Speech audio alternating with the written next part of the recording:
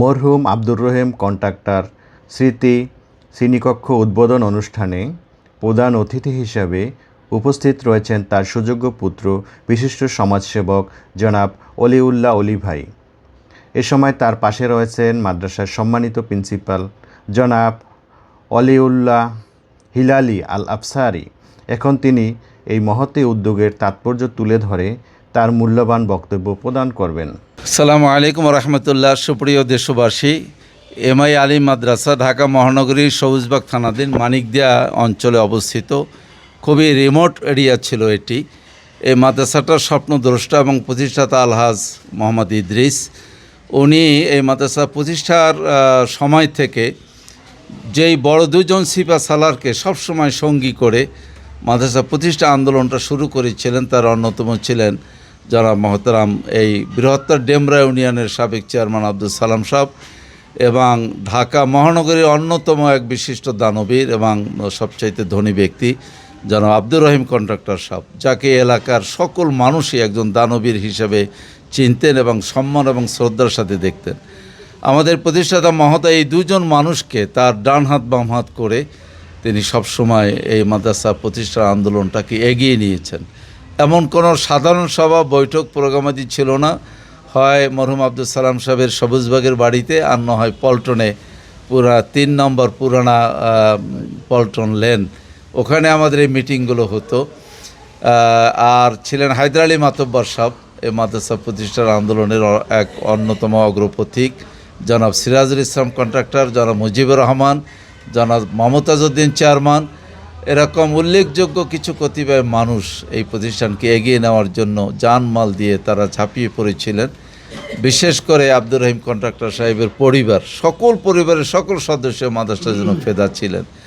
আমরা মাদ্রাসার সুখে দুঃখে দুর্দিনে আমরা তার বাসায় যেতাম এবং কন্ট্রাক্টর আব্দুর রহিম সাহেব ছাড়া সালাম চেয়ারম্যান সাহেব কোনো সিদ্ধান্ত নিতেন না।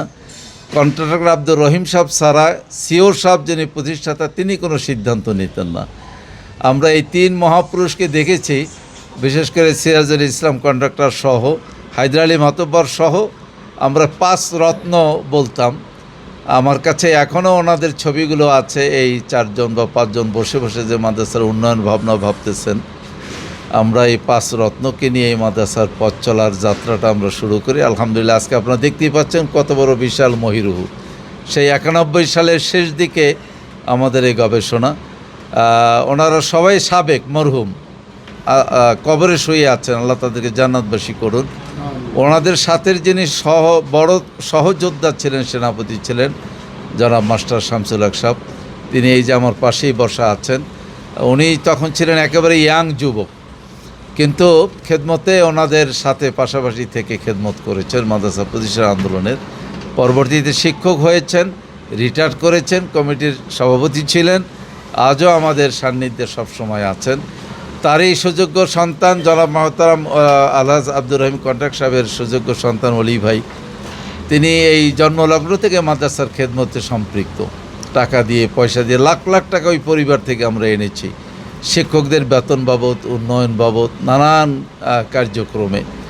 সর্বশেষে আমরা অলি ভাইকে আবদার করলাম যে আমাদের শ্রেণীকক্ষের অভাব, আলিম হয়েছে মাদ্রাসা, আমাদের 3 তলায় একটা জায়গা খালি আছে, ওখানে একটা রুম আমরা বাড়াতে পারি, আপনি যদি এটা করে দিতেন আপনার আব্বার নামে আমরা রুমটার নামকরণ করতাম। উনি সহসায় রাজি হলেন, আলহামদুলিল্লাহ দীর্ঘ ফান্ড দিলেন, রুমটা কমপ্লিট হলো। আজকে তার শুভ উদ্বোধন আমরা করেছি।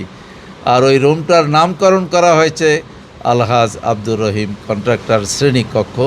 তারই সুযোগ্য সন্তানেরা তার বন্ধুবান্ধব নিয়ে, পল্টন থেকে তার একান্ত শুভানুধ্যায়ী শুভাকাঙ্ক্ষীদেরকে নিয়ে, এলাকাবাসীদেরকে নিয়ে, মতবাদেরকে নিয়ে, ছাত্রছাত্রী তলবি এলেমদের সাথী করে দোয়া মিলাদের মাধ্যমে আজকের এই শ্রেণীকক্ষটি উদ্বোধন হয়েছে।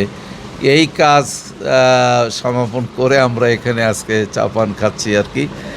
সকলের কাছে দোয়া চাই রহিম কন্ট্রাক্টর সাহেবের এই পরিবারটাকে যেন আল্লাহ তাআলা জান্নাতি পরিবার করে দেন।